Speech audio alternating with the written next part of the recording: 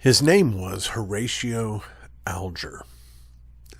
He lived in the 1800s, dying in 1899, and at the time of his death he had published around 100 novels. The trouble is, they had essentially one plot.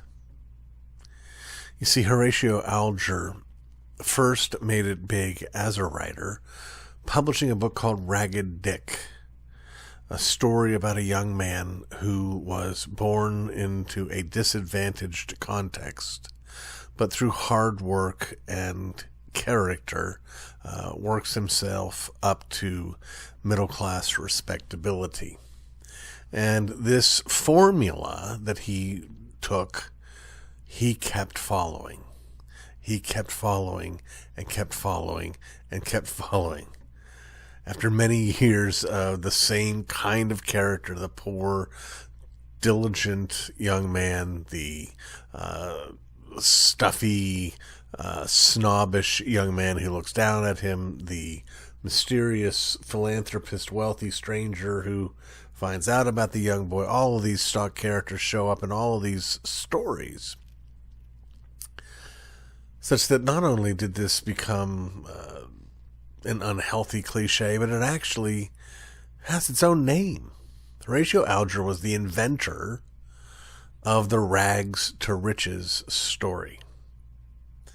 And I mention all this because in our ongoing study on the book of Genesis, we come today to that lengthy chapter in Genesis where Joseph is lifted up and elevated in Pharaoh's court. And as I was looking back over the things that we've talked about, over the things that Moses covers in the book of Genesis, it just really struck me that this same story is happening over and over again with the same, not just similar character, but the same character. That Joseph begins his life in a place of prosperity and blessing. It's not rags to riches, it's riches to rags, as he moves from being the preferred son of a very wealthy father to being a slave. But in his diligence and his hard work, he's lifted up into Potiphar's right-hand man, and so he moves from riches to riches again, only to be falsely accused by Potiphar's wife and sent into the prison, and now it's rags again. There he also again rises up, but not to riches, but to a position of prominence and authority inside the jail, only to be left waiting until all of a sudden this last rise is meteoric and virtually instantaneous. Why? Well, because Joseph was able to communicate to Pharaoh what God revealed to Joseph about Pharaoh's dream. That's what we have in this chapter, the account of Pharaoh's dream, the inability of all of the Egyptian soothsayers to be able to explain the dream, and Joseph being called to come and give that interpretation, which he, of course, does. And that interpretation, that particular dream, is not just a dream like, Pharaoh, you need to watch out because someone's being bad to you. There's a very practical impact from the dream. It is a prediction of what is coming. Of course, you remember the dreams. There's the 7 fat cows and the 7 thin cows, and the 7 thin cows eat the 7 fat cows, and the 7 fat ears and the 7 thin ears, and the 7 thin ears eat the 7 fat ears. And Joseph unpacks this for Pharaoh, and he tells him very simply, this is what's coming. We're going to have 7 years of bountiful harvests. We're going to have blessing on our crops, and it's going to be amazing and wonderful. But if we're smart, we'll remember that coming on the heels of these 7 years of blessing is going to be 7 years of hardship. And Pharaoh is pleased, blessed, excited to have this insight from Joseph. And then Joseph goes on to provide his strategy. Now, this strategy is, how shall we say it? Well, let's say what's the word? It's morally ambiguous. Let's call it that. On the one hand, we're grateful that Joseph, because of the foresight that he's been given by being able to interpret this dream, is able to set back food such that not only will the Egyptians be able to eat, but others from around the region will be able to eat, including, of course, Joseph's family. So on the plus side, we have Joseph acting with foresight and being in a position where he can help and bless those who end up in need. On the other hand, we have to ask this question: how did he get all of this excess? Well, the lack of specificity in the text makes it pretty clear exactly what he did. The way that he was able to acquire this 20% of the crops during these great harvests was through taxation. But lest we think this was something as comparatively innocuous as a forced savings program, having taxed the people for all of this grain that is set aside, at the end of chapter 41, we read of how the famine has come and the people have grown hungry, and Joseph gives back to the people the food that he had taxed from them so that they have food to eat. That's not exactly what happened.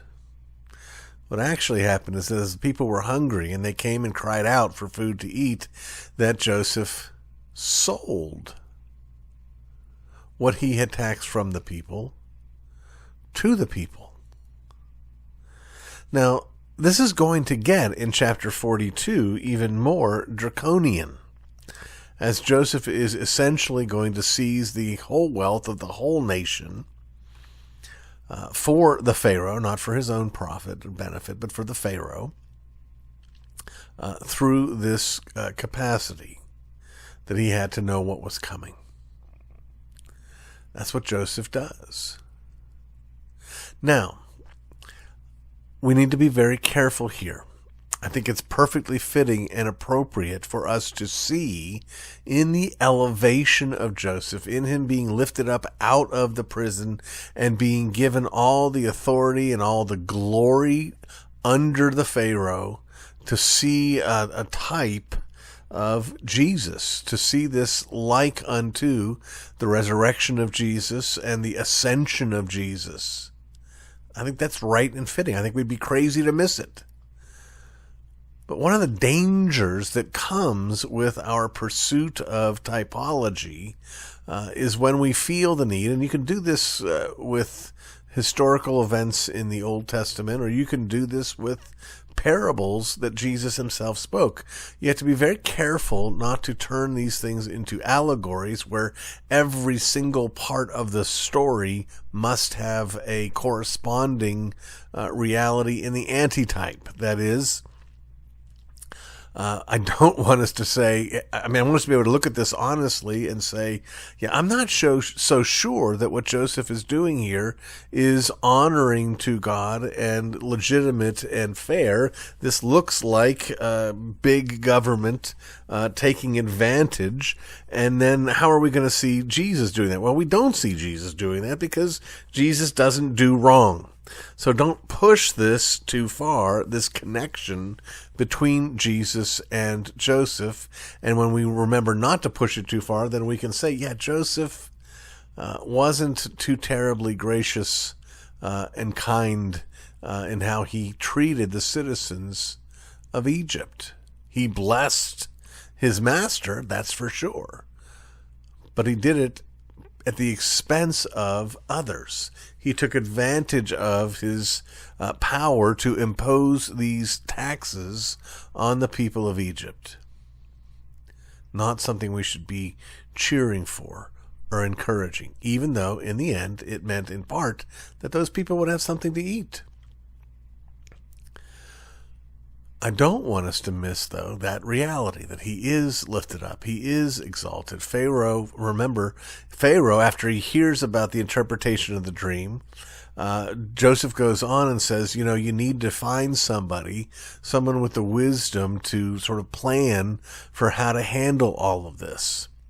And Pharaoh says, you're right. I wonder who I should get. And he looks around and he sort of asks his counselors, but before they get a chance to give an answer, he thinks to himself, well, heck, I know a guy who's got a lot of wisdom and discernment, the guy who just told me the interpretation of this dream. And that's when he begins to lift up and elevate Joseph. Well, how does Joseph handle this? Apart from what we just talked about, not sure that he did the right thing in terms of being fair to those who faced that taxation. Apart from that, Joseph handled his elevation with honor. Now, we can also lay at his feet, which is something else that happens in this chapter. Joseph not only takes a wife from among the Egyptians, he takes a wife from an Egyptian who is the daughter of a priest of one of the Egyptian gods. Now, we don't know. The scripture doesn't tell us anything about whether this was sort of an Ahab and Jezebel kind of relationship, or whether, perhaps this certainly could have happened, this bride was a worshiper of the true and living God before Joseph married her, and that there was no unequal yoking. We don't know. We do know that out of this marriage comes Ephraim and Manasseh, and they will of course be among the 12 tribes and a part of the story of the Exodus and the conquest of the land. So here now is Joseph, no longer, and he will not, the rest of the story, there will not be any grievous, terrible, horrible, back to rags kind of experiences for him. He is in this place of exaltation. But I want to suggest that one of the blessings that has come to Joseph from this sort of almost roller coaster ride that includes sinking into rags multiple times is that it teaches him some humility. Remember, as we've looked at the life of Joseph as recorded for us by Moses, we've said, if there's one thing we can lay at the feet of Joseph, it may be, not certain, but it may be that there was some arrogance, some pride that came through when he had his own original dreams, and he's telling his brothers and he's telling his parents. I don't know. I do tend to think that is the case, but I don't want to have to prove it.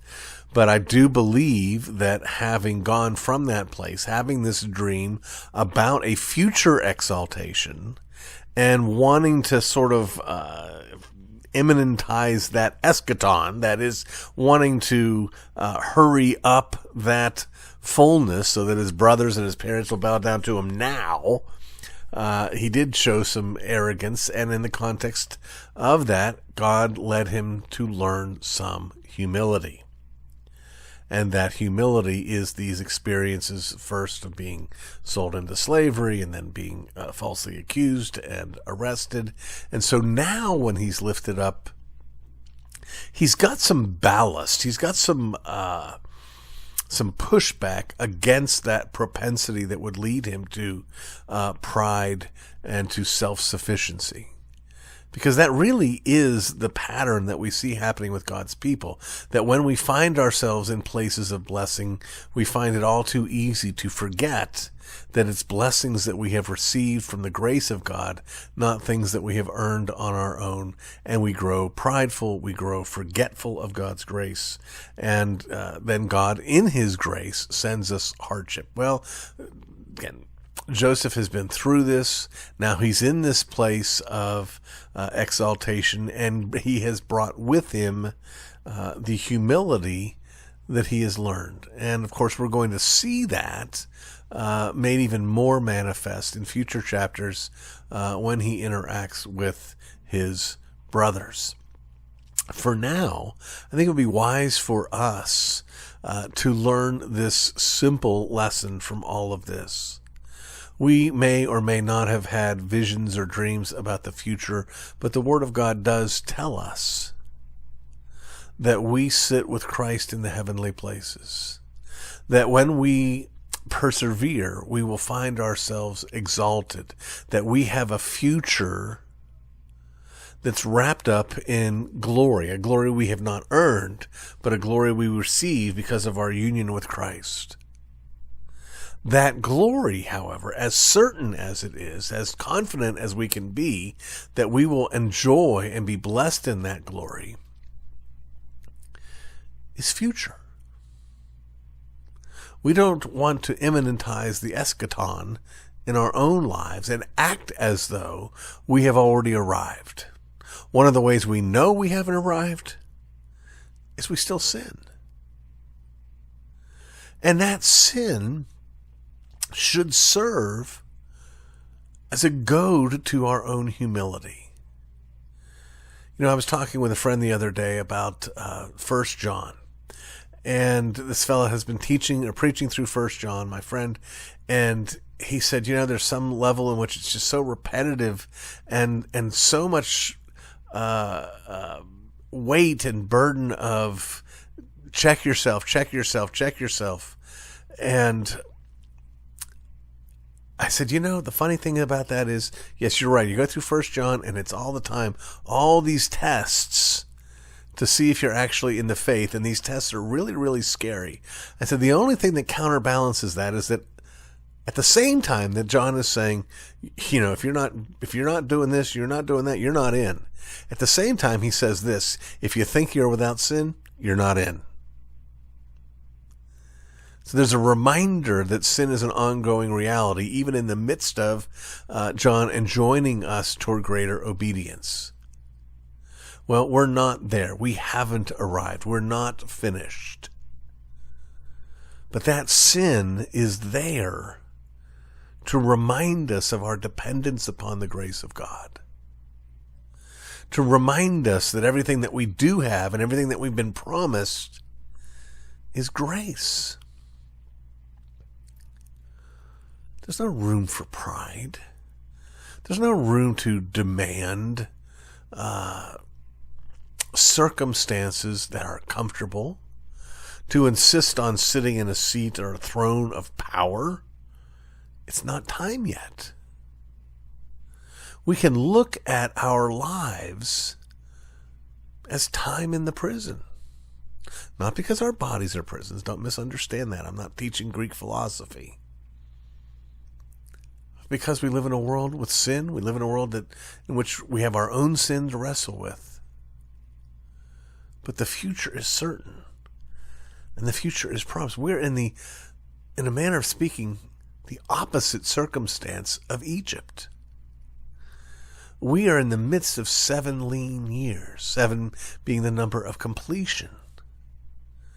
And when those 7 years of leanness come to completion, we have complete future of blessing and fullness and joy and glory. We need, friends, to learn to be patient, to not live as if this life is all there is. There is a future coming, a blessed future. And because it's coming in the future, we can enjoy so much of that blessing now, not by pursuing our own glory, but by rejoicing in God's certain promises.